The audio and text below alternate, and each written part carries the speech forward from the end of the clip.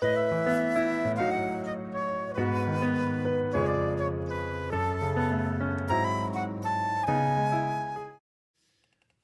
올해 들어서 우리 교회 실천 사항을 계속 주제로 해서 설교를 해 왔었습니다. 실천 사항이 5가지입니다. 그 첫 번째가 주일 성경을 읽자는 것입니다. 성경 읽도합시다. 매일매일 성경을 읽자, 그렇게 말씀을 드렸습니다. 여러분이 실천 사항 이 구호에 그치지 않고 계속 성경을 가까이 하는 그런 은혜가 있기를 축복합니다. 한번 되돌아보시기 바랍니다. 지금까지 이 한 해를 열어오면서 지금까지 나는 계속해서 매일 성경을 읽고 있는가 한번 돌아보시고, 두 번째, 주일 성수에 대한 말씀을 드렸습니다. 주일을 잘 지키고 있는가? 아침부터 저녁까지 하나님 앞에 예배하는 그 예배의 시간을 소중하게 생각하고 그것이 1순위 되어져 있는가? 그리고 세 번째로는 11조에 대한 말씀을 드렸는데, 오늘 우리 모두에게 11조 신앙이 견고하게 그리고 든든하게 써 있기를 축복합니다. 잘 하고 있는가를 한번 돌아보셨으면 좋겠고, 오늘 이제 4번째 새벽 기도에 대한 말씀을 드리려고 합니다. 새벽 기도 신앙, 이것은 우리 신앙의 선배들, 성경에 나와 있는 우리의 신앙의 선배들 뿐만 아니라 우리 한국 교회에 출중한, 그리고 한국 교회가 이 새벽 기도에 아주 어느 민족보다도 더 열정적이고 또 더 열심 있는 그런 교회고 또 성도들이다, 그렇게 말씀을 드릴 수가 있고, 우리 한국 교회의 자랑스러운 전통이다, 그렇게 말씀을 드릴 수가 있습니다. 새벽 기도는 어느 누가 만든 것이 아닙니다. 성경에 흐르는 신앙의 맥이고 경건한 신앙을 가진 하나님의 사람들이 해왔던 아름다운 신앙입니다. 그것은 또한 하나님께 기원을 두고 있습니다. 하나님이 새벽에 기도하는 자의 기도를 더 잘 들으신다, 그리고 부르짖으라고 말씀을 하셨습니다. 새벽은 하루를 여는 시간이고 또 하루를 출발하는 시간입니다. 제가 이런 글을 읽었습니다.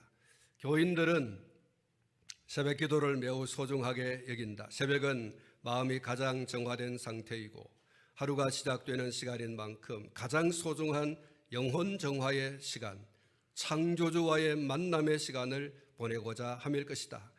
인간은 영적인 존재다. 인간은 이 세상과 자신을 창조하신 하나님을 동경하게끔 창조되어 있다.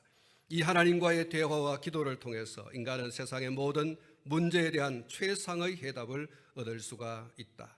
기도를 새벽에 드릴 때는 그 어느 시간보다 내 영혼이 깨끗하게 잘 정돈되어 있는 상태이므로 하나님과 깊은 대화를 나누고 그의 음성을 듣기에 가장 좋은 시간이다, 그랬습니다. 사랑하는 성도 여러분, 하나님과 교제를 가장 깊게 그리고 가장 하나님의 음성을 듣기 좋은 시간이 새벽 기도 시간이라고 하면, 우리가 새벽을 반드시 깨워 하나님과 교제하고 하나님의 음성을 듣는 그런 축복을 누려야 할 줄로 믿습니다. 오늘 본문은 우리 신앙의 선배 다윗의 기도 신앙, 특별히 새벽 기도 신앙을 잘 보여주는 구절이라고 할 수가 있겠습니다. 145절에 보면 내가 전심으로 부르짖었다라고 했고, 146절에 내가 주께 부르짖었사오니라고 말씀을 하고 있습니다. 다윗은 하나님께 부르짖는 것을 주저하지 않았습니다. 하나님께 부르짖는 것을 즐겨 했습니다. 무슨 일이나 어떤 일이 그에게 부닥칠 때 언제나 하나님 앞에 그 사건을 내놓고 하나님과 대화했던 사람이 다윗이었습니다. 어떻게 할까요? 이것이 다윗이 하나님 앞에 여는 기도의 포문이었죠. 어떻게 할까요? 새벽을 깨워 하나님 앞에 이렇게 기도하는 사람, 그가 바로 다윗이었습니다.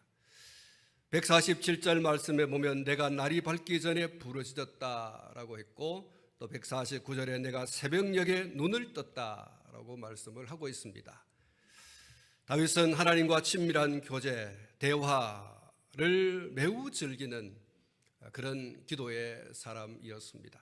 특별히 그는 하루를 열고 하루를 시작하는 새벽 시간에 기도했다고 했습니다. 사랑하는 성도 여러분, 다윗이 왜 날이 밝기 전 새벽녘에 특별히 일어났다고 말하고 있습니까? 하루 동안에 무슨 일이 일어날지 아무도 모르죠. 그러나 하나님은 알고 계시고 또 임의로 운행을 하시는 줄로 믿습니다. 그러기에 하나님을 의지하지 않을 수가 없고 하나님께 자기 인생을 맡기지 않을 수가 없는 것입니다. 하나님을 의지하지 않고는 잠시도 살 수 없기 때문에 하나님께 전적으로 맡기려고 이 하루를 여는, 하루를 시작하는 시간에 그는 일어났던 것입니다. 그리고 그는 이와 같은 기도의 전심이었습니다. 부르짖었다라고 하는 것은 전심을 말하는 것이고, 전심으로 기도할 때 하나님께서는 응답해 주신다고 하는 그런 믿음과 확신이 다윗에게 있었습니다. 사랑하는 성도 여러분, 마음을 다하고 힘을 다하고 뜻을 다하는, 다시 말해서 전심으로 하는 그 기도, 그것이 다윗의 기도였고 오늘 저와 여러분들의 기도가 또한 이런 전심의 기도일 수 있기를 축복합니다. 어영부영 어설픈 기도로 기도의 흉내를 내어서는 안 될 줄 압니다. 전심을 토하여 내는 기도, 이것이 우리의 기도여야 되는데, 이 전심으로 부르짖는 기도의 모델이 다윗의 기도일 뿐만 아니라 우리 예수님의 기도이었습니다. 히브리서 5장 7절 말씀에 보면 예수님의 전심을 다한 기도가 소개되고 있습니다. 그는 육체에 계실 때에 자기를 죽음에서 능히 구원하실 이에게 심한 통곡과 눈물로 간구와 소원을 올렸고 그의 경건하심으로 말미암아 들으심을 얻었느니라 그랬습니다. 예수님은 혼신의 힘을 다해서 기도했습니다. 예수님의 이 기도는 전인적 기도의 가장 모범적 모델 기도다, 이렇게 말씀을 할 수가 있겠습니다. 십자가를 앞에 놓고 하나님과 깊은 교제의 시간, 기도의 시간을 가졌습니다. 계속되는 기도에 피곤할 수도 있고 기도에 뜻대로 되지 않아서 기도를 중단해 버릴 수도 있지만 예수님은 기도를 포기하지 않았습니다. 심한 통곡과 눈물로 간구와 소원을 올렸다. 전심을 다한 그런 기도로 하나님께 나가 기도했다고 하는 것이 히브리서 5장 7절의 말씀인 거지요. 우리의 기도가 건성의 기도가 아니라 이런 전심의 기도이도록 해야 할 것입니다. 하나님은 우상과 달라서 우리의 전심을 다한 기도에 귀를 기울여 들으시고 보시고 응답하시는 줄로 믿습니다. 이럴 때에는, 어떨 때에는 너무나 하나님께서 빠르게 소위 빛의 속도로 기도에 응답해 주시기도 하십니다. 때로는 좀 더 기다리면 좋겠다라고 하시고 우리에게 인내하도록 하시기도 하십니다. 때로는 그건 아니야 하고서 기도에 노라고 응답하실 때도 있습니다. 아무튼 하나님께서는 우리의 기도에 응답하시지 않는 기도는 없다.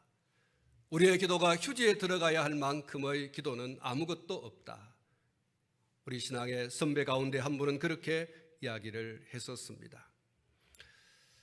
사랑하는 성도 여러분, 기억하시기를 바랍니다. 하나님은 못하실 것이 전혀 없으신 전능하신 분이신 줄로 믿습니다. 아브라함에게 하나님께서 나타나셔서 당신이 누구인가에 대해서 분명하게 밝히셨습니다. 창세기 17장 1절 말씀에 아브라함이 99세 때에 여호와께서 아브라함에게 나타나서 그에게 이르시되 나는 전능한 하나님이라. 너는 내 앞에서 행하여 완전하라. 그렇게 말씀했습니다. 하나님 당신을 소개할 때 I am almighty. 나는 모든 것을 할 수 있는 자다. 전능한 하나님이다. 그렇게 말씀해 주셨습니다. 창세기 35장 11절 말씀에 하나님이 그에게 이르시되 나는 전능한 하나님이라. 생육하며 번성하라. 한 백성과 백성들의 총회가 내게서 나오고 왕들이 내 허리에서 나오리라고 했습니다.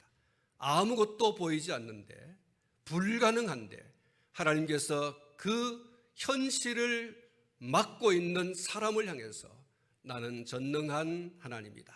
나는 이렇게 하겠다고 그림을 그려 주었습니다. 그 앞으로 되어질 내일 장래에 대해서 하나님께서 어떤 삶을 살아갈 것인가에 대한 디자인을 하나님께서 확실하게 그려 주신 거죠. 그렇습니다. 하나님께서는 전능한 분이십니다.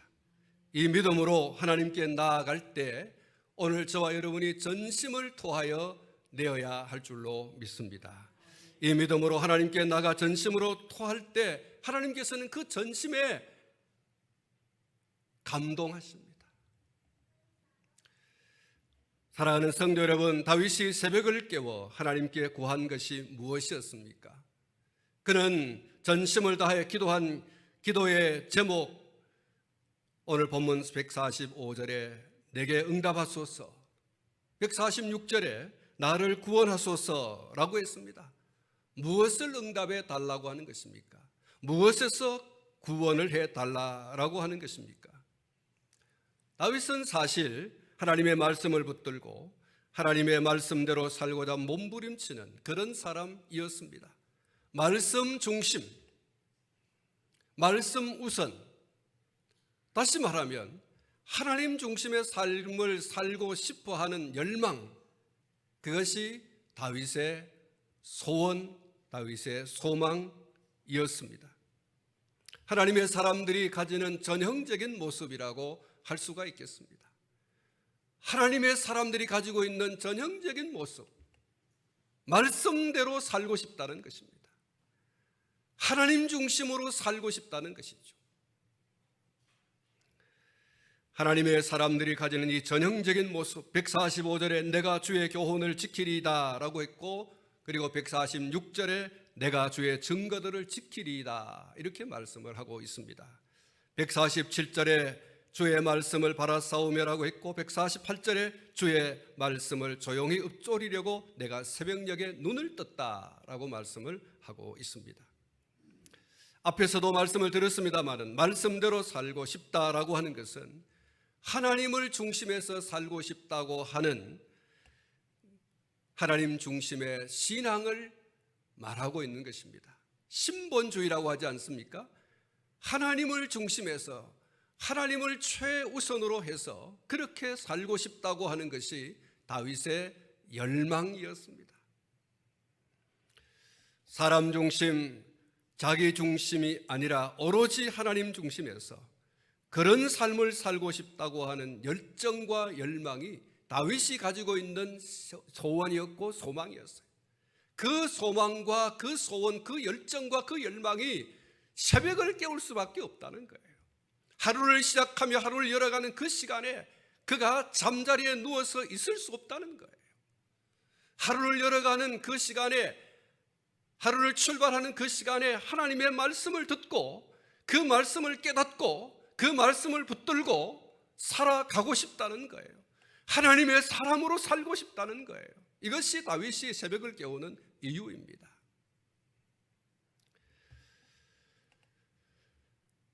더 말씀대로 살고 싶습니다. 더 하나님 중심으로 살고 싶습니다. 하나님께서 도와주시기를 원합니다. 이것이 다윗의 새벽을 깨우는 기도의 제목이고 새벽을 깨우는 이유였어요.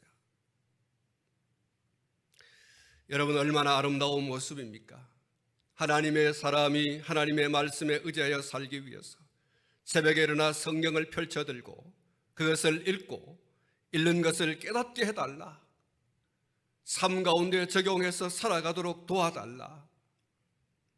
절절하게 전심으로 기도한다고 하는 것은 당연한 것이지만, 그러나 그것이 얼마나 아름다운 모습인지 이루 말할 수 없어요. 하나님의 사람들이 가지는 전형적인 모습, 말씀대로 살고 싶습니다. 하나님 중심에서 살고 싶습니다. 주여, 내가 하나님의 말씀을 펼쳐드려 사오니 이 말씀을 깨닫게 하여 주시고 이 말씀대로 삶에 적용하여 살아갈 수 있는 능력을 공급하여 주십시오. 여러분, 이게 하나님 중심의 사람인 거죠. 사랑하는 성도 여러분, 우리가 성경을 읽는다고 해서 다 깨닫습니까? 듣는다고 해서 다 깨달아지는 것입니까? 그리고 우리가 말씀을 읽고 듣고 깨달았다고 해서 당장 삶에 적용해서 살아갈 수가 있습니까? 그렇게 간단한 문제가 아닌 줄 압니다. 오늘 저와 여러분 모두가 다 우리의 삶의 현장 속에서 경험하는 바입니다. 말씀을 읽는다고 해서 다 깨달을 수 없고, 깨닫는다고 해서 다 우리의 삶의 현장 속에 적용해서 살아갈 수 없다는 것입니다. 그렇게 간단한 문제가 아니죠. 그렇게 간단한 문제가 아니라고 하는 이유는 우리가 그렇게 살아가도록 가만히 놔두지 않는 한 세력이 있다는 거죠. 그것을 우리는 악한 마귀라고 말하고 있는 것입니다. 여러분, 악한 마귀가 순순히 우리를 하나님의 말씀을 깨닫도록 놔두지도 아니하고, 깨달은 그 말씀을 삶의 현장 속에 적용하여 살아갈 수 있도록 그냥 내버려 두지 않는 것입니다. 말씀대로 살아가려고 하면 부딪히는 일들이 한두 가지가 아닙니다. 말씀을 읽는 시간도, 말씀을 읽고 깨닫는 것도, 깨달은 것을 삶의 현장 속에 적용하여 살아가는 것도 모두가 마음먹은 대로, 다짐한 대로, 결단한 대로가 된다면 얼마나 좋겠습니까? 사랑하는 성도 여러분, 제가 여러분에게 성경을 읽지 말아라, 듣지 말아라, 마음먹지 말아라, 다짐하지 말아라, 결단하지 말아라 그렇게 말하고 있는 건 아닙니다. 다만 호락호락하지 않다라고 하는 것을 알아야 한다는 겁니다. 말씀을 읽는 것도 쉽지 않고요, 말씀을 깨닫는 것도 쉽지 않고요, 말씀을 깨달았다고 해서 그 말씀을 내가 삶의 현장 속에 적용하여 살아가는 것도 결코 쉽지 않다. 그 말씀대로 살아갈 수 없도록, 그 말씀을 깨닫지 못하도록, 그 말씀을 듣지 못하도록, 그 말씀을 읽지 못하도록 하는 악한 마귀가 있다는 거예요. 그러므로 우리는 읽고 깨닫고 실행할 수 있는 능력, 그 은혜를 하나님께 구해야 할 줄로 믿습니다. 읽는 것도 도와주시기를 기도해야 되고, 읽는 것을 깨달을 수 있도록 도와주시기를 또한 기도해야 되고, 깨달은 것을 삶의 현장 속에 잘 적용하여 살아갈 수 있는 능력을 공급해 달라고 또한 기도해야 하는 것입니다. 우리의 결단, 우리의 결심대로 되어질 수 없어요. 왜냐하면 우리가 그렇게 살면 우리가 더 하나님과 가까워지고 더 경건하고 거룩한 삶을 살아가게 되어지고, 악한 마귀의 강력한 대적이 되기 때문에 악한 마귀는 그것을 쉽게 호락호락 용납하지 않는 것입니다. 환경을 통해서, 사람을 통해서, 마음의 근심과 염려와 걱정을 통해서, 혹은 여러 가지 질병을 통해서 우리로 하여금 성경을 읽지 못하게 하고, 성경을 듣지 못하게 하고, 깨닫지 못하게 하고, 삶의 현장 속에 적용하여 살아갈 수 없게 하는, 그리고 더욱이 읽을 수 있도록, 들을 수 있도록, 깨달을 수 있도록, 적용할 수 있도록 해달라고 하는 기도마저도 악한 마귀 사탄은 할 수 없게 만듭니다. 그러기에 우리가 새벽을 깨워 기도해야 되는 이유가 거기 있어요. 기도의 무릎을, 기도의 손을 들 수 있도록 하나님이 도와주셔야 할 줄로 믿습니다. 우리의 결단과 결심도 중요하지만 근본적으로 하나님이 도와주셔야 되는 거죠. 읽을 수 있도록, 들을 수 있도록, 깨달을 수 있도록, 적용하여 살아갈 수 있도록 하나님이 도와주셔야 되는 거예요. 우리가 하나님 중심하여 살아갈 수 있는 그 하나님 중심의 신앙, 하나님 앞에 엎드려 기도하는 기도의 신앙, 하나님이 도와주셔야 되는 줄로 믿습니다. 사랑하는 성도 여러분, 사실 우리의 새벽 기도 그리고 그 외의 모든 기도는 우리의 생각과 계획과 뜻을 관철시키는 것이 아니다. 그런 도구가 새벽 기도가 돼서는 안 되는 거예요. 우리의 생각과 뜻과 계획대로 해 주시오라고 하는 그것은 내 중심의 신앙입니다. 그렇게 되기, 그것을 통과시켜 주시기를, 그것을 관철시켜 주시기를 위한 도구가 새벽 기도가 된다면 우리의 기도는 하나님 중심이 아니라 내 중심인 거죠. 하나님의 뜻이 하늘에서 이룬 것처럼 땅에서도 이루어지기를 위해 기도해야 할 줄로 믿습니다. 다시 말하자면 하나님의 뜻이 이루어지기를 기도해야 한다는 것입니다. 이 기도의 모범이 바로 우리 예수님이지 않습니까? 나의 원대로 마시고 아버지의 원대로 되기를 원하나이다. 할렐루야. 사랑하는 성도 여러분, 우리가 새벽에 일어나 말씀을 읽고 듣고 그리고 깨닫고 삶에 적용하여 살아가기를 하나님 앞에 기도하는 것, 하나님 중심에서 살고 싶다고 하는 이 기도, 여러분, 이 기도는 하나님의 뜻대로 살고 싶다라고 하는 거죠. 앞에 말씀을 드린 것처럼 내 중심의 삶이 아니라 하나님 중심에서 살고 싶습니다. 아버지의 뜻이 하늘에서 이룬 것처럼 땅에서도 이루어지기를 원합니다.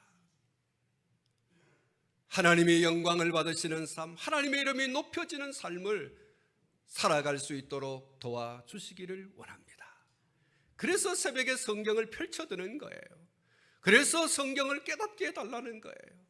그래서 말씀대로 살아갈 수 있도록 기도하는 겁니다.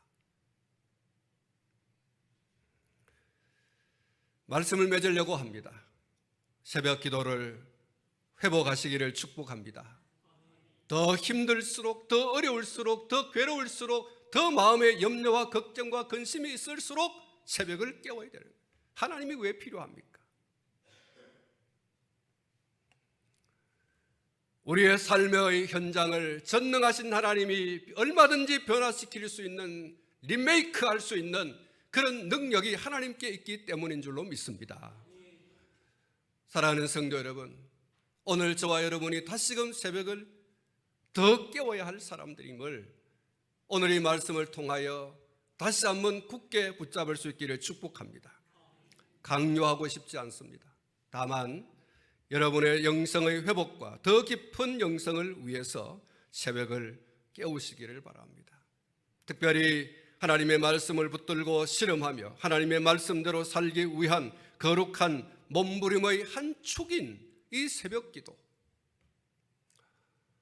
사랑하는 성도 여러분, 이 새벽 기도는 빼놓을 수 없는 경건한 영성과 거룩한 영성으로 나가는 길입니다.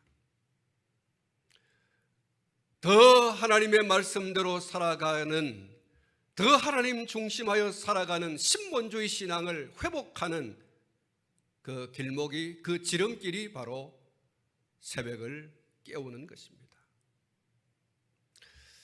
이번 주간에는 보니까 여러 성도님들이 많이 새벽에 나오셔서 기도를 하시더라고요. 그만큼 기도의 제목이 있겠지요. 그만큼 하나님 아니면 안 된다고 하는 절박함이 있겠지요. 여러분의 그 믿음이 아름다운 결실을 얻게 되기를 축복합니다. 여러분의 그 새벽 기도가 아름다운 열매로 여러분 가운데 안겨지는 역사가 있기를 축복합니다.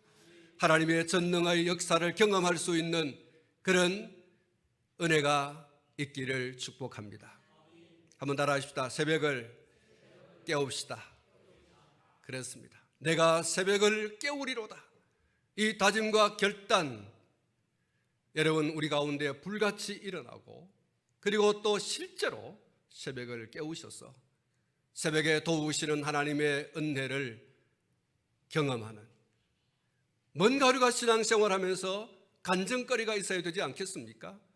그것이 다른 사람의 것이 아니라 오늘 여러분 한 사람 한 사람, 저를 포함해서 주인공이 될 수 있기를 축복합니다. 허드슨 테일러 선교사를 잘 알고 계실 겁니다. 이 허드슨 테일러 선교사는 중국 선교에 일생을 바친 영국 선교사입니다.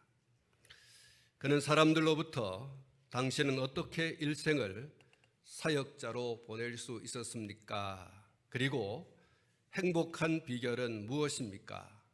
이렇게 질문을 할 때마다 그는 이렇게 대답을 했다고 합니다. 제 헌신과 행복의 비결은 하루를 어떻게 시작하느냐에 달려 있습니다. 연주자는 음악회가 시작되기 전 악기를 조율합니다. 음악회가 끝난 뒤 조율한다면 어리석은 사람이겠지요. 저는 아침에 일어나면 하나님의 뜻과 맞추는 일부터 합니다. 그러면 인생이 보람 있지요. 이렇게 답을 했다고 합니다. 오늘 본문 35절은 예수님의 새벽기도 행적을 소개해 주는 중요한 구절이라고 할 수가 있습니다.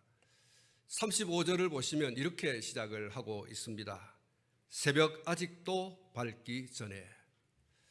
이것을 한문으로 표현하면 새벽 미명에 이렇게 고쳐 할 수가 있겠습니다. 예수님은 새벽 미명에 일어나서 나가서 한적한 곳으로 가신 거기서 기도하셨다고 했습니다. 새벽 미명에 일어나서 하루를 시작하는 그 첫 시간에 하루를 여는 그 중요한 첫걸음을 기도하기 위해서 밖으로 나가시고 그리고 그곳에서 기도하셨다고 말씀을 하고 있습니다. 우리가 잘 아시는 것처럼 기도했다고 하는 것은 하나님과 교제했다, 하나님과 대화했다 이렇게 말씀을 할 수가 있겠습니다. 예수님의 지상에서의 이 삶 혹은 사역이 독단적인 삶이거나 독단적인 사역이 아니라 성부 하나님과의 계속되는 대화, 교제의 삶, 성부 하나님과 계속되는 대화와 교제를 바탕으로 한 사역이었다. 이렇게 말씀에 할 수 있는 중요한 구절이 오늘 이 35절 말씀이다 라고 했습니다. 할 수가 있겠습니다. 삶도 사역도 언제나 성부 하나님과 함께하는 삶 그리고 사역이었다. 35절을 중심으로 앞과 뒤의 내용을 보면 32절부터 34절까지 귀신을 쫓아내는 축사의 사역을 소개하고 있고 환자들을 고치는 치유 사역이 소개가 되고 있습니다. 그리고 38절부터 39절 말씀을 보면 예수님의 전도 사역이 소개되고 있습니다. 예수님의 지속 사역 가운데 중요한 사역들이 바로 이것입니다. 치유하는 사역, 그리고 전도하는 사역. 이것은 예수님의 지상 사역에 있어서 빼놓을 수 없는 중요한 사역이라고 할 수가 있습니다. 이 중요한 사역들 가운데 중앙에 무엇이 있습니까? 바로 새벽 기도가 있습니다. 일과 일 사이, 중요한 것과 중요한 것 사이, 사역과 사역 사이, 바로 새벽 기도가 있었다는 사실을 우리가 주목해야 할 것입니다. 어제와 오늘 사이, 그리고 일과 일 사이, 중요한 것과 중요한 사이, 그 중앙에 기도가 있었다는 사실. 새벽을 깨우면서 하나님과 대화하고 하나님과 교제하는 이런 교제와 대화가 있었다는 사실을 우리가 주목하지 않을 수가 없습니다. 그런 의미에서 기도는 브릿지입니다. 연결고리 혹은 다리라고 표현을 번역할 수 있는 단어 브릿지이죠. 어제와 오늘을 잇는 다리, 사역과 사역을 잇는 다리, 중요한 일과 중요한 일을 잇는 다리, 그것이 바로 기도이고, 특별히 오늘은 이 본문 말씀을 통해서 새벽 기도가 바로 그 브릿지 역할을 하고 있다는 것이죠. 어제와 오늘을 가장 보람있게 사역이 사역되게 하는 것, 중요한 일이 더욱 중요한 일이 되게 하는 것, 그것은 바로 기도에 달려 있다는 겁니다. 내가 오늘을 가장 보람있게 또 오늘의 사역이 사역되게 내가 오늘 하고자 하는 그 중요한 일이 되기 위해서는 하나님의 도우심이 없이는 안 되는 줄로 믿습니다. 내가 살아온 어제의 삶이, 내가 살아가는 현재의 삶이, 그리고 내가 살아가야 할 삶이, 그리고 내가 감당해온 사역과 내가 지금 진행하고 있는 사역, 그리고 앞으로 감당해야 할 사역이 기도로 시작되고 기도로 진행이 되고 기도로 마침이 되어야 하는 것입니다. 오늘 예수님의 새벽 기도는 우리에게 이것을 잘 가르쳐 주는 모델이라고 할 수가 있는 것입니다. 사랑하는 성도 여러분, 새벽은 하나님께서 일하시는, 특별히 일하시는 기적의 시간임을 믿으시기를 축복합니다. 출애굽기서 14장 21절로 25절 말씀을 보면 애굽에서 자유와 해방을 얻고 하나님의 약속하신 땅 가나안으로 진군해 가는 첫 난관을 만나게 되어지는데 바로 홍해가 가로놓인 일입니다. 그런데 놀랍게도 이 홍해가 갈라지고 그 홍해 사이로 이스라엘 백성들이 마른 땅같이 건너는 기적의 역사가 소개되고 있습니다. 21절 말씀을 보면 모세가 바다 위로 손을 내밀매 여호와께서 큰 동풍이 밤새도록 바닷물을 물러가게 하시니 물이 갈라져 바다가 마른 땅이 된지라. 이스라엘 자손이 바다 가운데를 육지로 걸어가고 물은 그들의 좌우에 벽이 되니 애굽 사람들과 바로의 말들, 병거들과 그 마병들이 다 그들의 뒤를 추격하여 바다 가운데로 들어오는지라. 새벽에 여호와께서 불과 구름 기둥 가운데서 애굽 군대를 보시고 애굽 군대를 어지럽게 하시며 그들의 병거 바퀴를 벗겨서 달리기가 어렵게 하시니 애굽 사람들이 이르되 이스라엘 앞에서 우리가 도망하자. 여호와가 그들을 위하여 싸워 애굽 사람들을 치는도다. 할렐루야. 사랑하는 성도 여러분, 새벽에 홍해가 갈라졌습니다. 새벽에 하나님 당신의 백성들을 추격해오는 애국 군대, 그 군대가 그 홍해에 수장되는 역사가 일어났습니다. 이스라엘 백성들은 염려와 걱정 없이 홍해를 건너는 이 놀라운 기적이 일어났습니다. 여러분, 이것이 새벽에 일어났다는 사실을 주목하지 않을 수가 없습니다. 새벽에 하나님께서 놀라운 일을 행하시는 줄로 믿습니다. 홍해와 같이 어렵고 힘든 일을 갈라내시는 그 모든 일들을 능히 건너게 하시고 그 모든 일들을 평안히 건너게 하시는 하나님의 은혜가 여러분이 새벽에 일어나는 것입니다. 사랑하는 성도 여러분, 홍해가 길을 내고 마른 땅같이 되게 하시는 하나님의 능력의 역사는 과거에도 현재에도 계속되는 역사인 줄로 믿습니다. 하나님은 어제의 하나님이기도 하시고 오늘의 하나님도 되시는 줄 믿습니다. 하나님은 이스라엘 백성들의 홍해를 가르치는 하나님이시기도 하셨지만 오늘 우리의 삶에 어렵고 힘든 그 홍해를 또한 갈라내시고 그곳을 마른 땅같이 걷게 하신 하나님께서 우리 또한 마른 땅같이 걷게 하시는 능력의 하나님인 줄로 믿습니다. 하나님의 능력은 감소되지 않습니다. 하나님의 능력은 약하여지지 않습니다. 언제나 동일하십니다.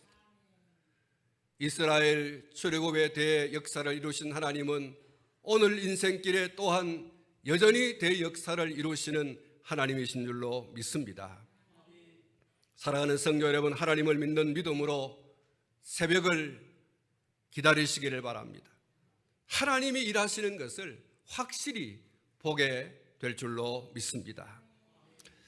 저는 이 새벽 기도를 아주 참 하나님의 은혜를 받는 기회로, 또 그 새벽 기도에서 주시는 하나님의 은혜로 삶을 열어가신 고 이희돈 장로님을 오늘 이 시간에 소개를 해 드리려고 합니다.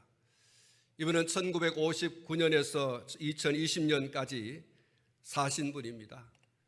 약 61세의 일기, 요즘같이 100세 시대를 사는 때에 아주 짧은 인생을 살고 가셨다라고 할 수밖에 없는 분이신데, 이분은 정말 에녹같이 하나님과 동행했던 소중한 분이십니다. 이분의 양력이 이렇습니다. 스페인 마드리드 국립대학교에서 국가 박사학위를 받으셨고, 또 영국 옥스퍼드 대학교 고등연구원 과정을 수료하시고, 또 미국 캘리포니아 주립대학교 대학원 교수, 옥스퍼드 대학교 종신 교수와 HMC 이사를 역임했습니다. 그리고 1998년도 세계무역센터 협회 사상 최연소, 소개되어져 있는 대로 38세로 이사로 선출이 되었고, 2002년 세계무역센터 협회 최연소 이사회 부의장으로 선출이 되었습니다.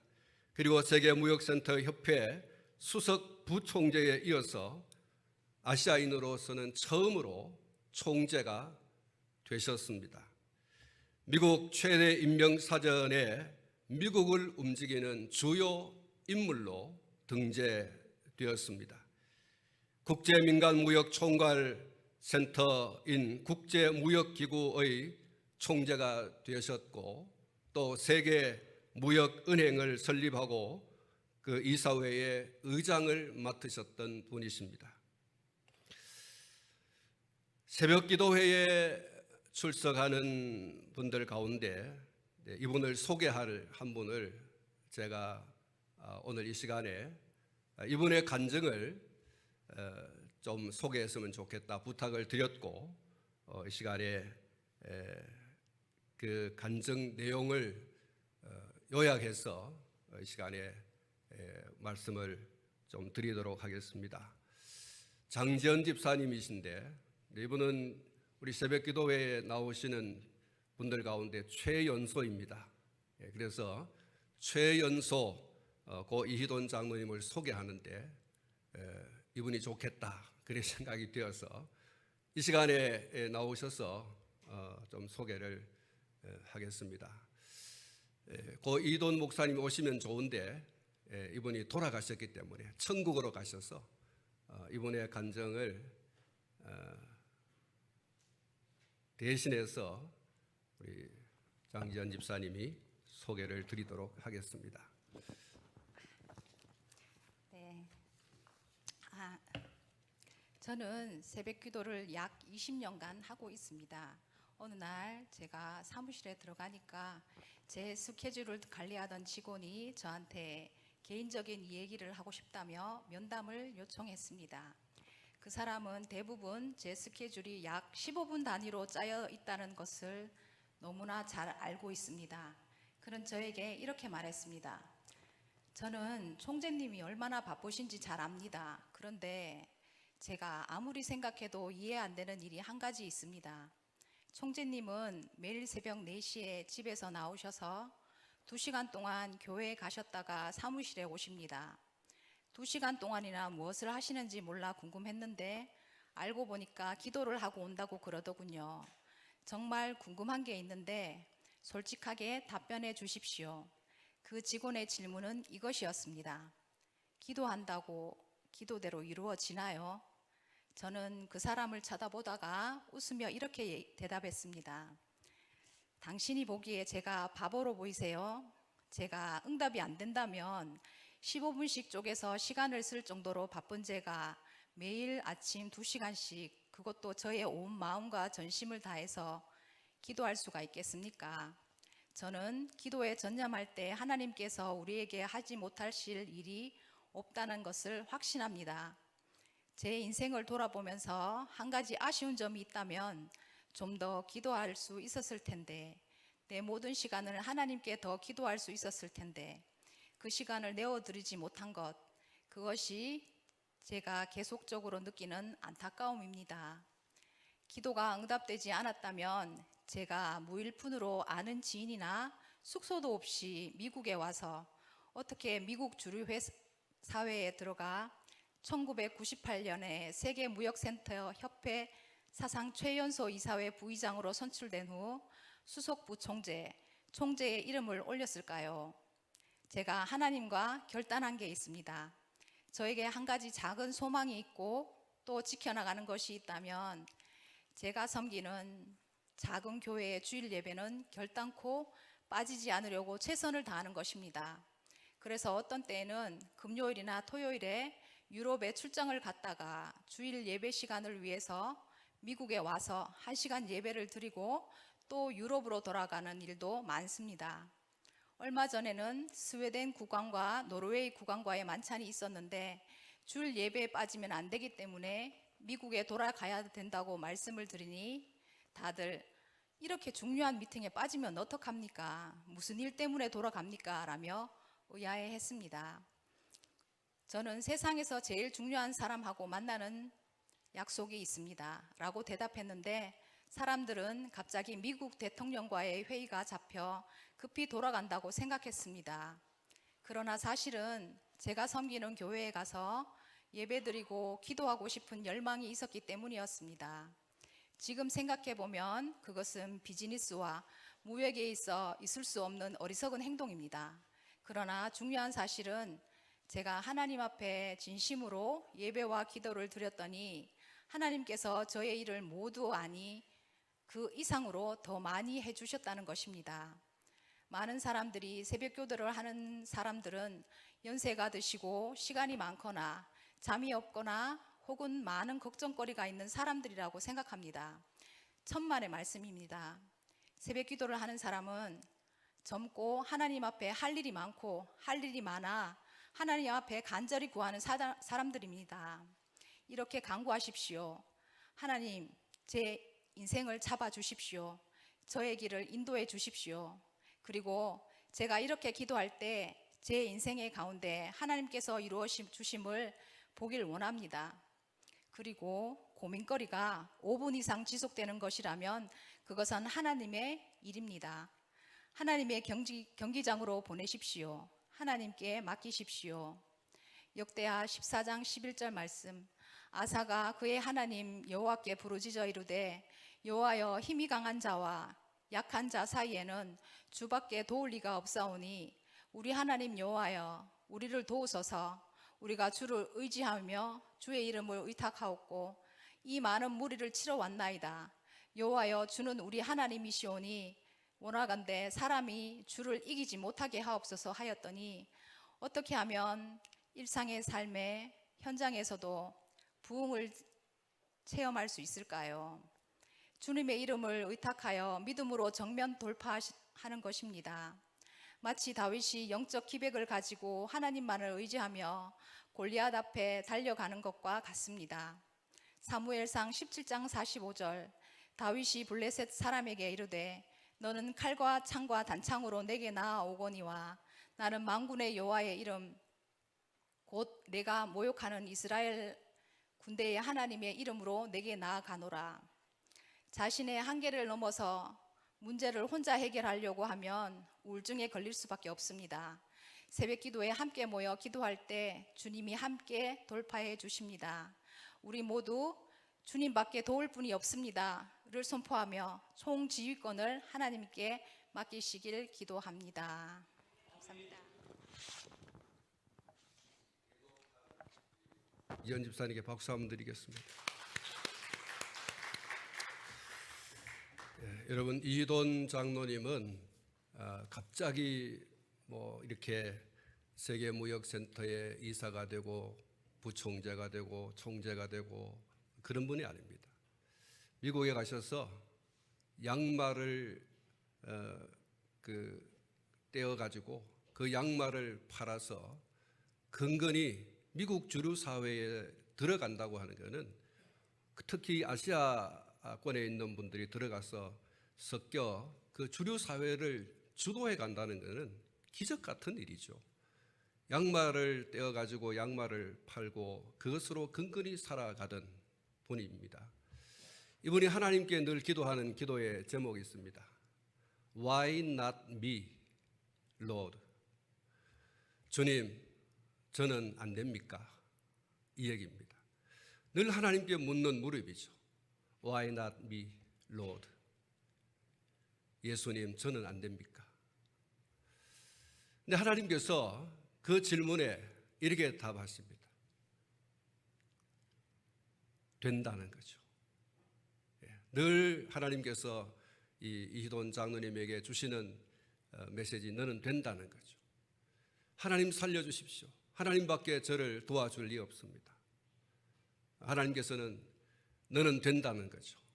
그 양말을 팔아서 그 양말 판 이윤으로 근근히 생활하시던 이분이 마침내 최연소 나이 38세에 이 세계무역센터의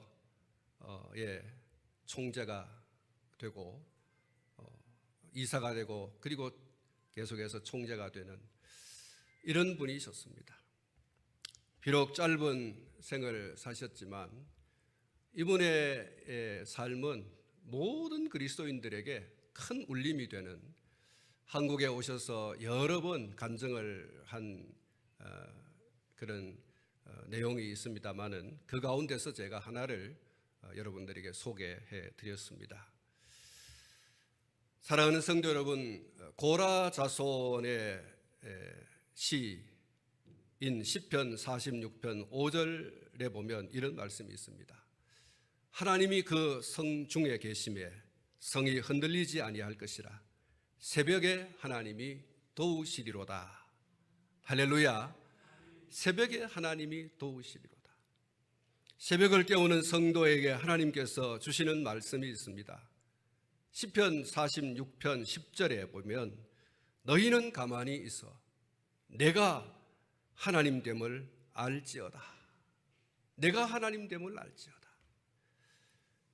사랑하는 성도 여러분, 기도하는 여러분 모두에게, 새벽을 깨우는 여러분들에게 하나님께서 주시는 이 말씀이 들려질 수 있기를 축복합니다. 너희는 가만히 있어 내가 하나님됨을 알지어다. 우리 이장로님의 간증 속에도 하나님의 경기장으로 내가 감당할 수 없는 일을 내던지라고 하지 않습니까? 하나님이 대신하여 싸우는 것입니다.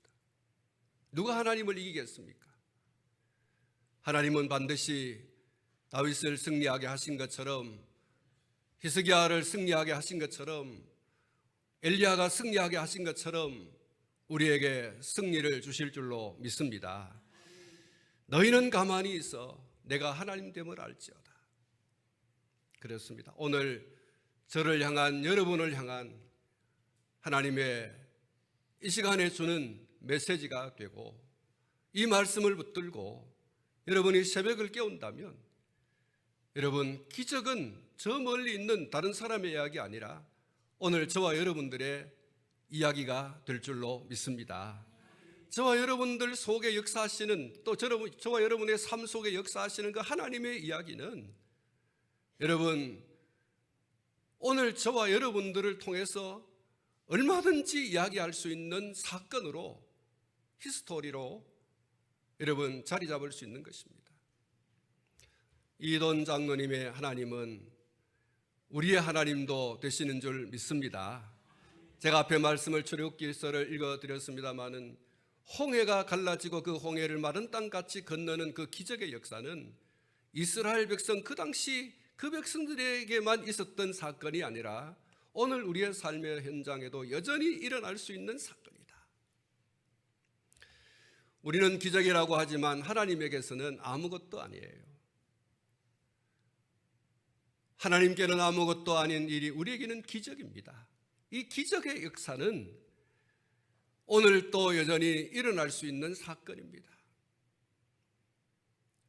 오늘 이 말씀을 부여잡고 새벽을 깨우는 저와 여러분이 될 수 있기를 축복합니다. 비파야 수구마 내가 새벽을 깨우리로다. 여러분, 오늘 저와 여러분들이 다시 한번 마음에 다짐하고 정말 새벽을 깨우는 자가 되셔서 새벽에 들려주시는 하나님의 음성, 너는 가만히 있어 내가 하나님됨을 알지어다. 그 음성 들으시고 또 삶의 현장 속에 정말 하나님이 나타내시는 이 기적의 놀라운 역사, 하나님이 일하심을 경험하는 그런 주인공이 될 수 있기를 주님의 이름으로 축복합니다. 바울 사도께서 베드로전서 2장 5절 말씀을 통해서 이렇게 말씀을 했습니다. 너희도 산돌같이 신령한 집으로 세워지고 예수 그리스도로 말미암아 하나님이 기쁘게 받으실 신령한 제사를 드릴 거룩한 제사장이 될지니라. 예수 그리스도로 말미암아서 거듭난 사람, 예수 그리스도 안에서 성도가 된 사람은 하나님께서 기쁘시게 받으실 만한 신령한 제사를 드릴 거룩한 제사장이다 라는 사실을 베드로 사도께서 이 베드로전서 2장 5절을 통해 말씀을 해주고 있습니다. 그러므로 모든 성도들은 제사장의 사명을 감당해야 합니다. 9절과 12절과 13절에 아주 중요한 구절이 있습니다. 이것은 아론과 또 그의 자손들, 다시 말하면 제사장들이 감당해야 될, 절대로 간과해서는 안 되고 절대로 놓쳐서는 안 될 사명, 책임에 관한 말씀인 것입니다. 9절을 제가 다시 한번 읽겠습니다. 아론과 그의 자손에게 명령하여 이르라. 번제의 규례는 이러하니라. 번제물은 아침까지 제단 위에 있는 석쇠 위에 두고 제단의 불이 그 위에서 꺼지지 않게 할 것이요 라고 했습니다.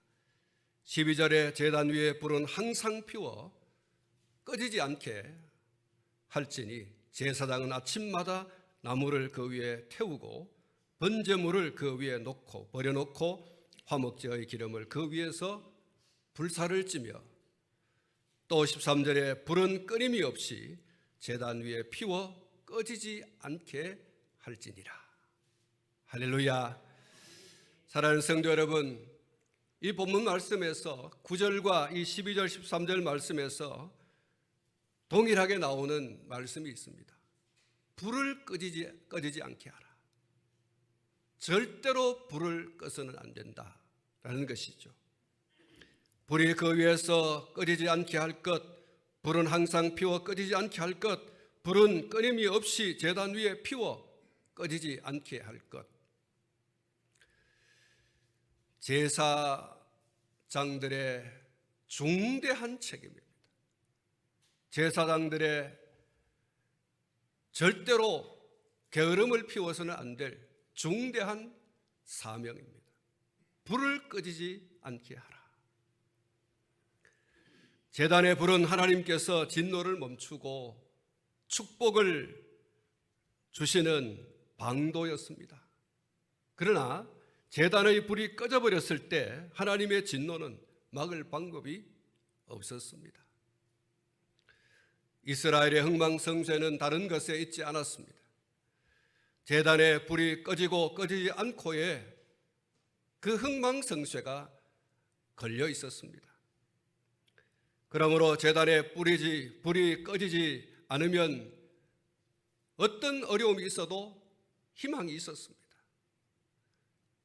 어떤 어려움이 있어도 제단의 불만 꺼지지 않으면 이스라엘에게 소망이 있었고 희망이 있었습니다. 그러나 제단의 불이 꺼지고 식어졌을 때 모든 희망은 사라졌습니다. 하나님의 심판이 왔고 패망이 오게 되어진 것입니다.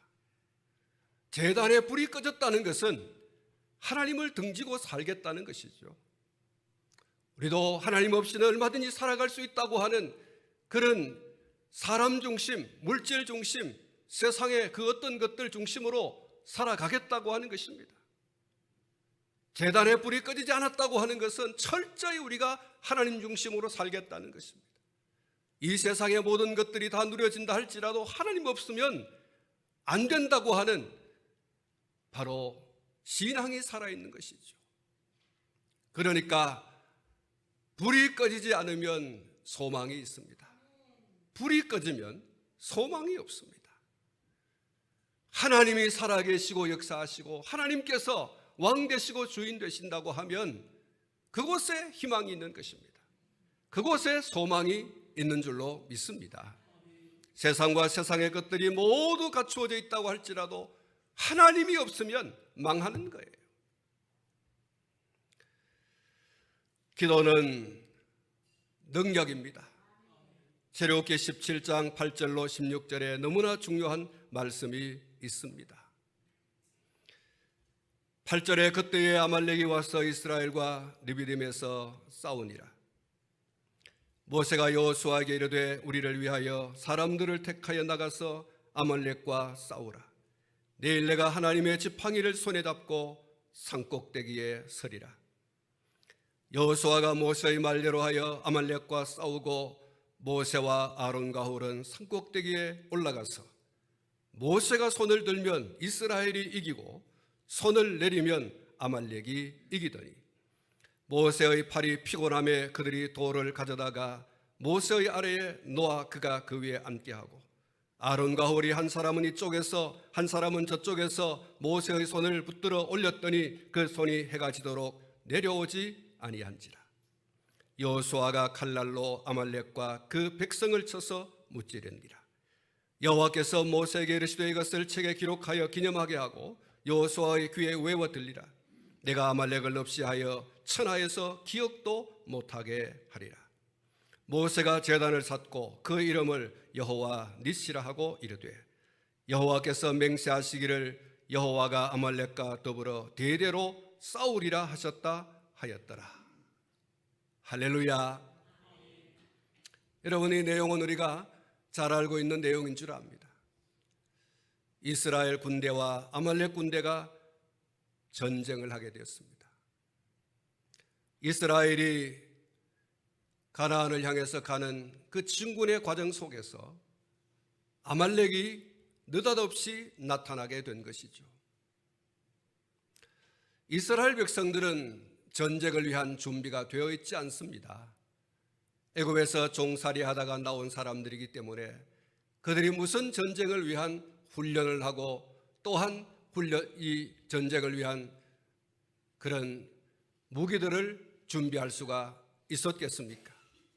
그야말로 완전 무장 해제 상태이고 아무것도 준비되지 않는 그야말로 오합지졸 같은 그런 모습이 아닐 수가 없죠.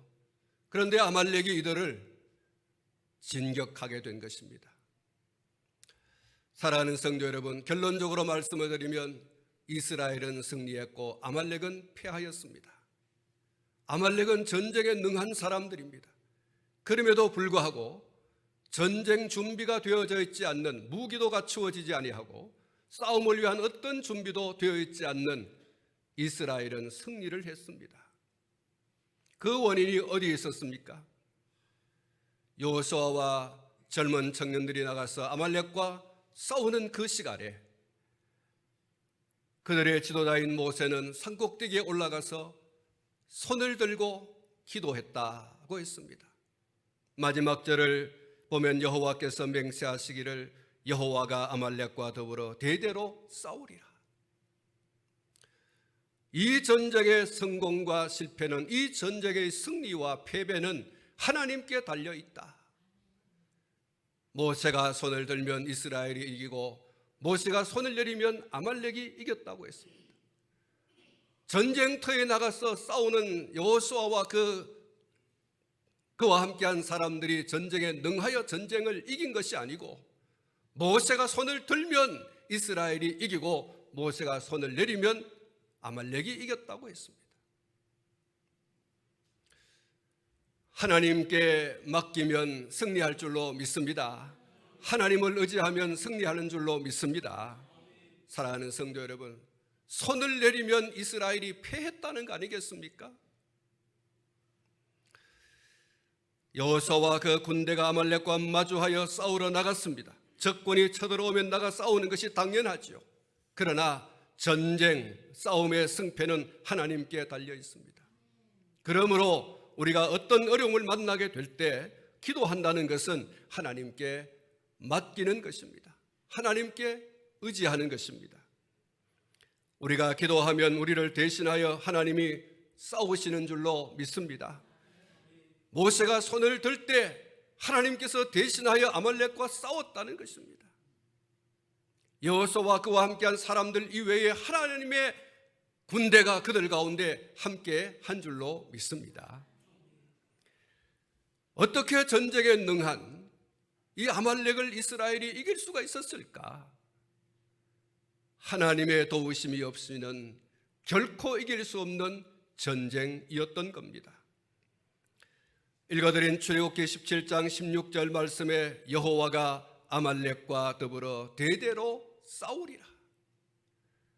그 전쟁은 이스라엘과의 싸움이 아니라 하나님과의 싸움이었던 겁니다. 모세가 손을 들 때, 모세가 손을 들었다는 것은 하나님이여 우리가 이들을 감당해 낼 만한 힘이 없습니다. 우리는 전쟁을 위한 어떤 준비도 되어 있지 않습니다. 전쟁에 대한 무기도 없고 전쟁을 위한 훈련을 한 적도 없습니다. 우리는 중과 부족입니다. 하나님께서 이 전쟁의 당사자가 되어 주십시오. 하나님께서 대신하여 아말렉과 싸워 이스라엘이 대승을 한 줄로 믿습니다. 기도하는 사람은 그런 의미에서 두려워 떨 이유가 없습니다. 그리고 기도하는 사람을 이길 사람도 없습니다. 기도는 하나님으로 하여금 대신 싸우게 하는 하나님께서 하나님의 자녀들에게 주시는 승리의 비책인 것입니다. 이 승리의 비책, 재앙을 축복으로 바꾸는 비책인 기도, 제단의 불을 절대로 꺼지게 해서는 안 되는 겁니다. 사랑하는 성도 여러분, 성막은의 불은 세 가지입니다. 그 하나는 성막들의 제단에서 피어오는 제단불이었습니다. 이 불은 성막의 불 가운데서 가장 중요한 불이었습니다. 이 불은 절대 꺼지게 해서는 안 되는 불이었습니다. 이 불이 하나님과 이스라엘을 연결하는 매우 중요한 불이었기 때문입니다.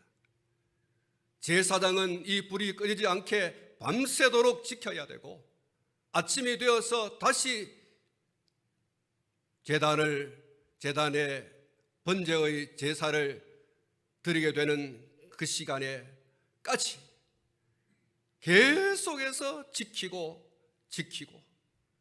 꺼질만 하면 장작을 넣어서 그것이 꺼지지 않게 하는 책임이 제사장에게 있었던 거죠.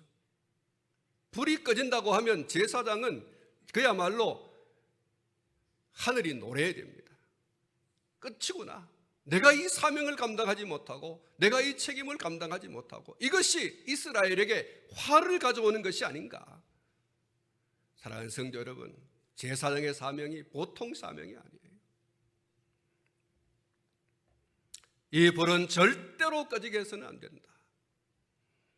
두 번째 불은 성소 안에 있는 분향하는 향단불이었습니다. 이 향단의 불은 제사장이 제단불을 가지고 와서 이 향단에 향을 태우는 불이었습니다. 향불을 꺼트려도 안 돼요. 이 번제단에 불을 가지고 가서 이 향단에 불을 붙여서 계속해서 향불 피워야 됩니다. 그리고 세 번째의 불이 성소 안에 있는 금등대의 불이었습니다. 이 금등대의 불은 7개라가 7 개의 가지가 있는 그런 등대였습니다. 여러분들이 아마 인터넷을 통해서 많이 보아오고, 특히 가톨릭 성당에 가면 이 7 촛대의 이 모양으로 되어져 있는 등대를 볼 수가 있을 것입니다. 이 등대의 불은 성전을 환하게 밝히는, 제사장이 들어갔을 때 그곳에서 넘어지거나 여러 가지 어떤 불상사가 일어날 수 있습니다. 그래서 이 등대의 불을 환하게 밝혀서 성전 안을, 이 성소 안을 환하게 밝히는 그 등불 또한 결코 꺼트려서는 안 된다고 했습니다. 사랑하는 성도 여러분, 이 3가지 불 중에 가장 중요한 불이 처음에 말씀을 드렸던 성막들에 있는 이 제단 불입니다. 이 불이 향단불과 금등대의 불을 점화하는 시작불이기 때문입니다. 그리고 이 제단 불은 향단불이나 금등대의 불과는 달리 매우 활활 타는 불이었습니다. 이 제단 불에는 살아있는 짐승을 죽여서 각을 뜨고 이 제단 불 속에 그 사체를 버려놓고 밤새 태우는 불입니다. 제사장은 이곳에서 불이 꺼지지 않도록 계속해서 그 불을 지켜 보아야 합니다. 졸아서도 안 되고 잠을 자서도 안 됩니다. 그 불이 계속해서 타오를 수 있도록, 그리고 그 재물이 다 제가 될 수 있도록 그렇게 하는 책임과 사명이 제사장에게 주어진 것입니다. 나무가 다 타버리면 장작을 더 가져다가 던져 넣어야 되고, 재가 섭쇠를 통해서 떨어지면 그 재를 받아가지고 저 영문 밖으로 가서 버리는 일을 또 해야 되는 것입니다. 밤새 그렇게 하고 나서 아침이 되면 또 새로운 번제를 준비하여 그 번제의 제사를 하나님께 올려드려야 됩니다. 번제가 교체되는 그 시간에도 불은 꺼지면 안 됩니다. 재물은 바뀔 수 있어도 불은 꺼져서는 안 되는 것입니다. 불은 계속해서 밑에서 활활 타 올라야 되는 것이고, 그 불이 꺼지지 않게 하는 책임은 온전히 제사장에게 있는 것입니다. 사랑하는 성도 여러분, 다시 한번 점검하겠습니다. 하나님께서 아론과 그 자손들에게 번제단의 불을 꺼지지 않게 하라고 하는 중요한 이유는 그것이 하나님의 진노를 막는 수단이었기 때문입니다. 하나님께서 아론과 그 자손들에게 번제단의 불을 꺼지지 않게 하라. 왜 그랬습니까? 그것이 이스라엘의 신앙을 견고하게 하는, 신앙을 확인하는 바로 증거였기 때문입니다. 하나님과의 계속되는 교제, 하나님과 계속되는 교통, 하나님이 우리의 왕이시며 우리의 주인이시다. 하나님이야말로 우리의 하나님이시다. 하나님 없이는 아무것도 할 수 없다. 하나님이 전부이시다.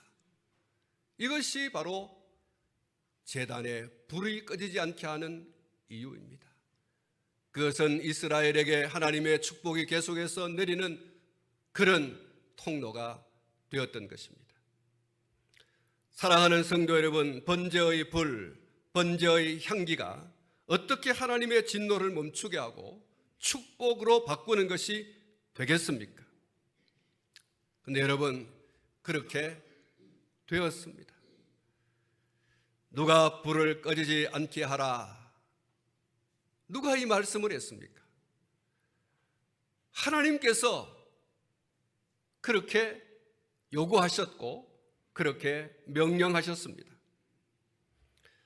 하나님의 말씀에 순종하고 하나님의 말씀을 믿는, 여러분, 그것이 하나님의 축복을 가져오는, 그리고 하나님의 저주를 멈추게 하는 것이죠.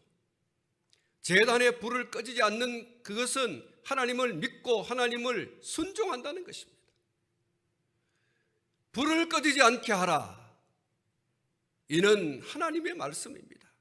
너희가 나에게 순종하는지 순종하지 않는지, 나를 믿고 있는지 믿고 있지 않는지라고 하는 것을 확인하는 것이 뭐냐? 불을 꺼지지 않게 하는 것입니다. 하나님께서는 그것을 통하여 이스라엘이 여전히 나를 그들의 하나님으로 믿고 있고 생사화복이 하나님께 달려있는 것을 인정하고 있구나, 그 사실이 확인되어지는 것이죠. 사랑하는 성도 여러분, 하나님께서 불을 꺼지지 않게 하라, 제사장에게 주신 명령이고 돌이키지 않을 요구입니다. 그러므로 무조건 번제의 불을 꺼지지 않게 하는 것이 중요하고, 그리고 또 더 나아가서 불을 꺼지지 않게 하는 그것을 통하여 하나님을 절대 신뢰하고 하나님께 절대 순종한다고 하는 것, 바로 그 의미가 불을 꺼지지 않게 하는 것입니다. 하나님이여, 우리는 하나님을 절대 신뢰합니다. 하나님께 절대 순복합니다. 사랑하는 성도 여러분, 번제는 혹은 제사는 하나님께 온전히 헌신한다, 전부를 헌신한다, 그런 의미가 있습니다. 내게는 하나님 한 분밖에는 없습니다 라고 하는 절대 고백과 헌신이 담긴 것이 바로 번제이고, 또 그 밖에 제사이기도 한 거죠. 하나님만이 우리의 하나님이십니다. 하나님께 모든 영광과 감사와 찬송을 올려드립니다. 우리에게는 하나님밖에 없습니다. 이것이 하나님과 이스라엘 백성들 사이에 있는 제사인 것입니다. 자신을 믿고 살아오고 온갖 죄를 저지르며 살아온 삶을 자백하고 이제는 하나님을 믿고 의지하며 오직 하나님을 중심한 그런 믿음과 순종의 삶을 살아가겠다고 하는 그런 절대 신앙의 표현, 그것이 제사입니다. 이 순종과 헌신의 고백이 놀랍게도 하나님의 이스라엘 향한 진노를 멈추게 하고 그 진노가 바꾸어 축복이 되게 하는 연결고리가 되었습니다. 로마서 5장 19절에 이렇게 말씀하고 있습니다. 한 사람이 순종하지 아니함으로 많은 사람이 죄인 된 것 같이 한 사람이 순종함으로 많은 사람이 의인이 되리라. 또 로마서 6장 16절 말씀에서 이렇게 선언하고 있습니다. 너희 자신을 종으로 내주어 누구에게 순종하든지 그 순종함을 받는 자의 종이 되는 줄을 너희가 알지 못하느냐. 혹은 죄의 정으로 사망에 이르고 혹은 순종의 종으로 의에 이르느니라. 사랑하는 성도 여러분, 오늘 본문에서 불이 그 위에서 꺼지지 않게 하라, 불은 항상 피워 꺼지지 않게 하라, 불은 끊임이 없이 제단 위에 피워 꺼지지 않게 하라고 하는 이 말씀이 오늘 우리에게 중요한 것이 무엇이겠습니까? 이것은 우리가 하나님께 드리는 예배, 또 우리가 하나님께 드리는 기도를 의미하는 것이고, 이것을 절대 멈추어서는 안 된다는 것입니다. 우리의 예배가 멈추어서는 안 되고 우리의 기도가 멈추어서는 안 된다는 것입니다. 우리의 예배는 어떤 환경과 여건 속에서도 계속되어져야 되고 우리의 기도 또한 그렇다는 것입니다.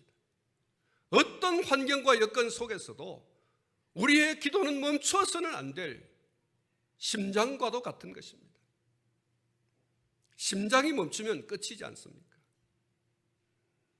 우리의 예배가 계속되어져야 되고 우리의 기도가 계속되어져야 된다. 이 불이 계속 타올라야 되고 이 향은 계속해서 하나님께 올라가야 된다.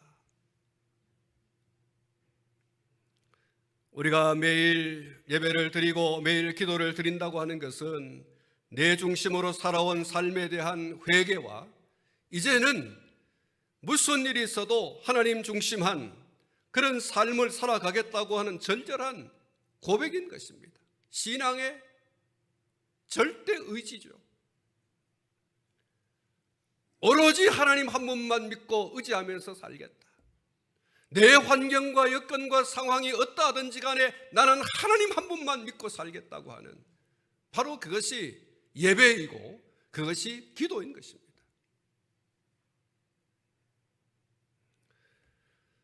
내 인생의 성공과 실패가 내 자신에게 있는 것이 아니라 오직 하나님께 있다고 하는 고백, 그리고 나의 모든 삶을 하나님께 드리겠다고 하는 전적인 헌신의 고백, 그것이 예배입니다. 그것이 기도인 것입니다. 이스라엘 백성과 아말렉과의 전투 얘기를 했었습니다. 사랑하는 성도 여러분, 세상은 험악하여 무슨 일을 만날는지 알 수가 없습니다. 그러나 여러분, 확실한 것은 이런 험악한 세상 가운데서 반드시 승리할 수 있는 그 비결은 하나님께 맡기는 것입니다. 하나님을 전적으로 신뢰하고 의지하는 것입니다. 모세가 손을 들면 이스라엘이 이기고 모세가 손을 내리면 아말렉이 이겼더라. 한번 따라 하십시다. 모세가 손을 들면 이스라엘이 이기고 모세가 손을 내리면 아말렉이 이기더라. 사랑하는 성도 여러분, 손을 들면 이길 줄로 믿습니다. 손을 들면 이기는 것이에요. 손을 내리면 지는 것입니다. 예배의 불이 꺼지지 아니하고 기도의 향불이 꺼지지 아니하면 승리가 보장되어 있습니다. 확실한 거예요. 하나님이 사령관 돼서 하나님께서 전방에 서셔서 여러분 전쟁을 승리로 이끄시는 거예요. 어떤 어려움과 난관 속에서도 승리하게 하시는 하나님께서 우리의 대장 되시는 그 전쟁이야말로 그런 어떤 환경과 여건과 상황이라고 하면 여러분 승리가 보장되어 있습니다. 사랑하는 성도 여러분, 하나님의 말씀을 허투루 우리가 들어서는 안 될 줄 압니다. 모세가 손을 들면 이기고 모세가 손을 내리면 아말렉이 이겼다고 하는 이 말씀은 성경 속에 기록되어 있는 그냥 역사적인 이야기가 아니라 이것은 오늘 우리의 삶 속의 현재인 것입니다. 할렐루야. 하나님께서 그때도 살아계셨지만 지금도 여전히 살아계시는 분이십니다. 우리가 손을 들면 우리가 이길 것입니다. 우리가 손을 내리면 우리는 질 것입니다. 사랑하는 성도 여러분, 여호수아가 나가 싸웠습니다. 그러나 그 싸움은 여호수아가 나가 싸우는 데 있는 것이 아니라 모세의 손을 드는 데 있었던 것입니다. 모세가 손을 들 때 전쟁에 능한 적군을 물리쳐 이기는 승리의 영광을 얻었습니다. 피곤하고 힘들고 괴롭고 답답하다, 그러므로 나는 기도할 수 없다, 패배하는 것입니다. 다른 것은 이뤄도 여러분 신앙을 잃으면 안 됩니다. 하나님을 놓치면 안 되는 것입니다. 다 잃어버려도 하나님만 있으면 승리하게 될 줄로 믿습니다. 손을 들면 이깁니다. 할렐루야. 손을 내리면 집니다. 악한 마귀는 우리가 손을 드는지 안 드는지 지켜보고 있습니다. 악한 마귀는 우리가 손을 들면 혼비백산하여 도망갑니다. 그러나 손을 내리면 찾아와 안방에 왕노릇합니다. 내 인생의 성공과 실패는 내 자신에게 있는 것이 아니라 오직 하나님께 달려 있습니다. 그것이 예배에 있는 것이고 그것이 기도에 있는 것입니다. 그래서 어떤 분은 그러지 않습니까? 예배에 승부를 걸고 기도에 승부를 걸으라는 것입니다.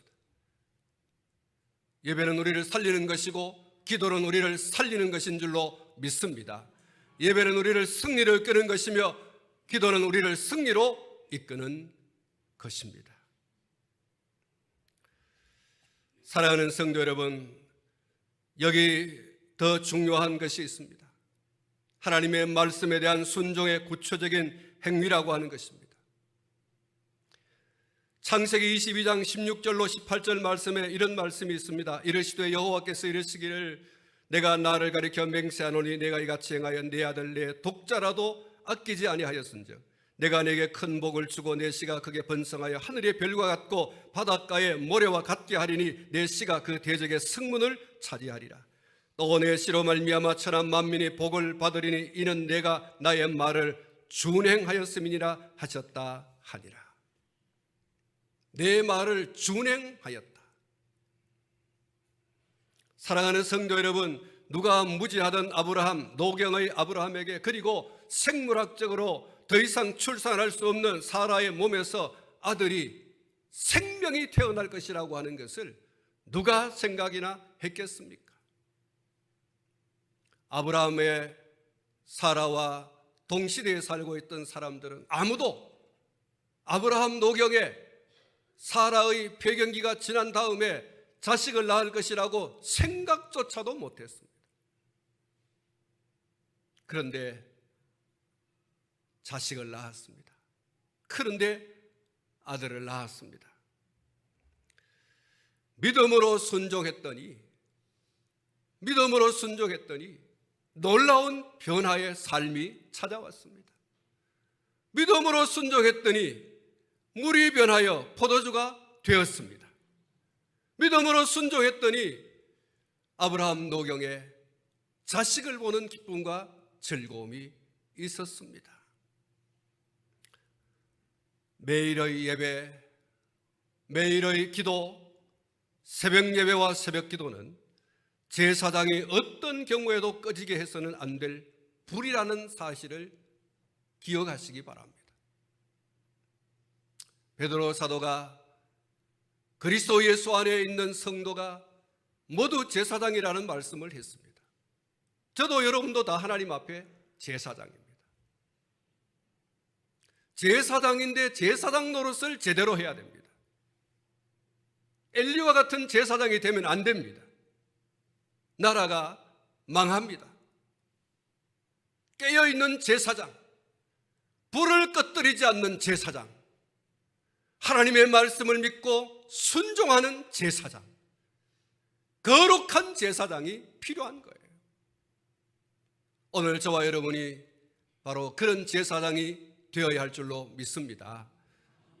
사랑하는 성도 여러분, 이 거룩한 제사장, 깨어있는 제사장, 불을 꺼뜨리지 않는 제사장, 여러분, 이 제사장이 많을 때 교회가 살아나게 될 줄로 믿습니다.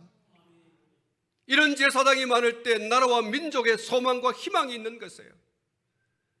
나라와 민족의 희망은 교회에 있습니다. 어떤 교회입니까? 불을 꺼뜨리지 않는 교회입니다. 기도의 소리가 꺼지지 않는 교회, 예배가 끊임없는 교회, 이런 살아있는 교회가 있을 때 나라와 민족의 안정이 오는 것입니다. 나라의 국방을 튼튼히 한다고 해서 신무기를 갖다 대놓고 군대를 크게 만들고 그렇게 한다고 해서 이기는 게 아닙니다. 교회의 기도의 불이 끊어지고 교회의 예배가 끊어지면 나라가 망합니다. 여러분. 교회도 마찬가지입니다. 교회는 더더욱 그렇습니다. 교회의 기도의 불이 끊어지고 예배가 끊어지면 교회는 희망이 없어요. 교회의 주인이 누구입니까? 예수 그리스도의 십자가의 피로 하나 되어진 교회가 하나님 없이도 된다고 하는, 예수 그리스도가 없어도 된다고 하는, 여러분, 그 교회는 더 이상 교회 구실을 할 수 없어요. 하나님이 언제 문을 닫아버릴지 몰라요. 기도가 있고 예배가 있는 가정은 삽니다. 할렐루야. 기도가 있는 가정, 예배가 있는 가정, 하나님이 왕 되셔서 일으켜 세우시는 줄 믿습니다. 어떤 어려움이 있어도 그런 가정은 살아나게 되어 있습니다. 하나님이 살리시거든요.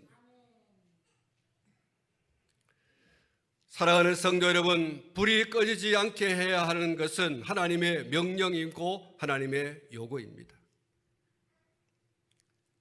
새벽 예배와 새벽 기도를 통해서 여러분의 삶에 하나님의 축복의 장마비가 내리기를 축원합니다. 여러분, 불을 꺼뜨리지 않으면 이깁니다. 불을 꺼뜨리지 않으면 어떤 어려움이 와도 그것을 능히 해결해 나갈 수 있습니다. 하나님께서 해결해 나가게 하시고 하나님께서 이기게 하시는 줄 믿습니다. 새벽 예배와 기도를 통해서 그 기도하는 사람뿐만 아니라 여러분의 주변 또한 하나님의 축복으로 채워지는 은혜가 있습니다. 기도하는 나 때문에, 예배하는 나 때문에 여러분, 내 주변에 있는 사람도 복을 받습니다. 사랑하는 성도 여러분, 불을 꺼뜨려서는 안 됩니다. 예배의 불을 살리시고 기도의 불을 다시 살리시기를 축복합니다. 소중하게 여겨야 됩니다. 과거에 우리나라에 불을 꺼뜨리는 것이 7거지 악 중에 하나라고 했지 않습니까? 부엌에 불이 꺼지면 안 돼요.